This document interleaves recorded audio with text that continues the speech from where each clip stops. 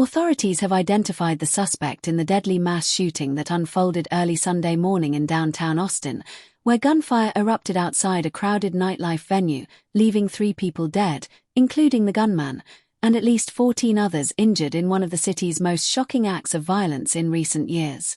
Please subscribe, like and share for more updates. Thanks. Police say the suspect, 53-year-old Ndiaga Diagne, opened fire shortly after 1 a.m. outside Buford's backyard beer garden along West 6th Street, a popular stretch known for its bars, live music venues, and heavy weekend foot traffic.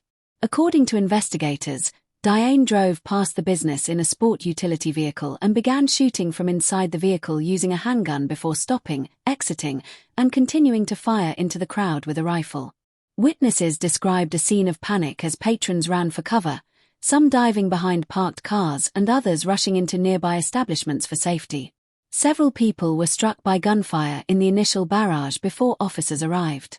Austin police confirmed that patrol units were already assigned to the entertainment district due to weekend activity and responded within about 1 minute of the first 911 call reporting shots fired.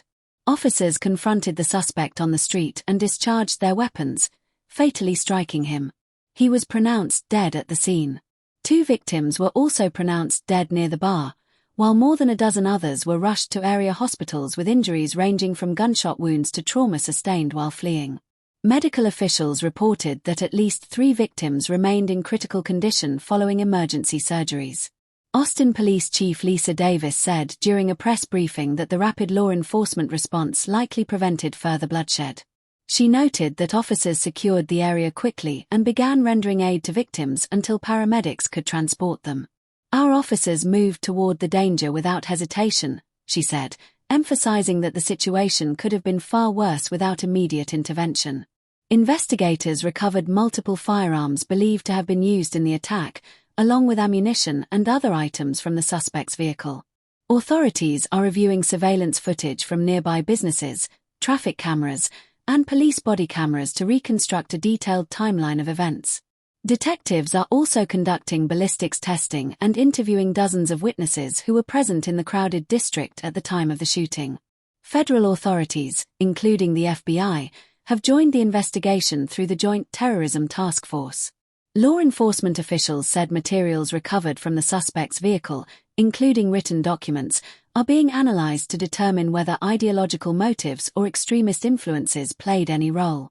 While officials acknowledged that certain evidence is being examined for possible connections, they stressed that no confirmed motive has been publicly established and the investigation remains active.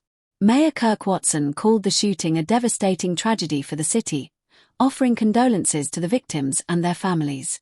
He praised first responders and hospital staff for their swift action and urged the community to come together in support of those affected. "This is not who we are as a city," Watson said, adding that Austin would remain resilient in the face of violence. West 6th Street remained partially closed for several hours as crime scene investigators processed evidence and marked shell casings scattered across the roadway. Businesses in the area were asked to remain closed while detectives documented the scene. By late Sunday afternoon, police said there was no ongoing threat to the public and confirmed that the suspect acted alone based on current evidence.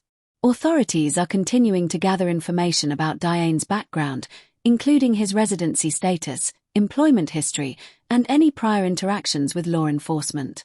Officials have not yet disclosed whether he had a criminal record or whether he was previously known to authorities.